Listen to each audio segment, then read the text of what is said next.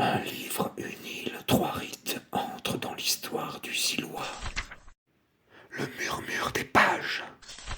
Zillois, les trois rites, Grégoire Larocque. Chapitre 1. La dernière nuit du Zillois.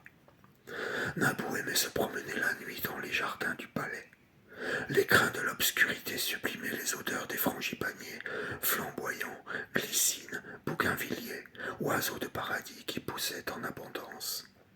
Il se perdait dans le réconfort des souvenirs, à l'époque où il ne s'occupait que de son lopin de terre dans le village de Noril, avant de devenir le tout-puissant Zillois.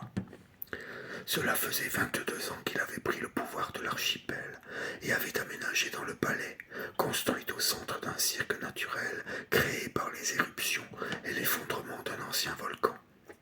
La première fois que Naboo avait foulé l'immense jardin, il avait été sidéré par la beauté du lieu qui contrastait complètement avec le reste de l'île de Welling.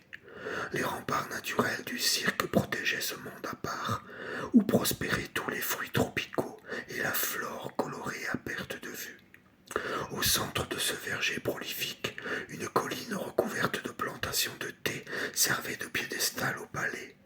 Bâtisse blanche construite aux temps anciens par la déesse Lydia, ou bondier Lydia en créole Welling. Mais ce soir, toutes ces odeurs habituellement apaisantes n'avaient pas le moindre effet. Naboo faisait sa balade nocturne, la tête ailleurs, ignorant la beauté environnante et n'éprouvant que la sensation d'emprisonnement et d'oppression provoquée par les remparts du cirque qui semblaient l'enfermer. Quelqu'un se racla la gorge derrière lui. Zillois Naboo. Pelayo, son ami d'enfance et fidèle conseiller depuis son élévation, avait dû le suivre et se tenait proche de lui, éclairé par la faible lumière de la lune. Oui, Pelayo. Il fait très sombre, Zillois. Tu sais que cela peut être dangereux pour toi de rester dehors aux heures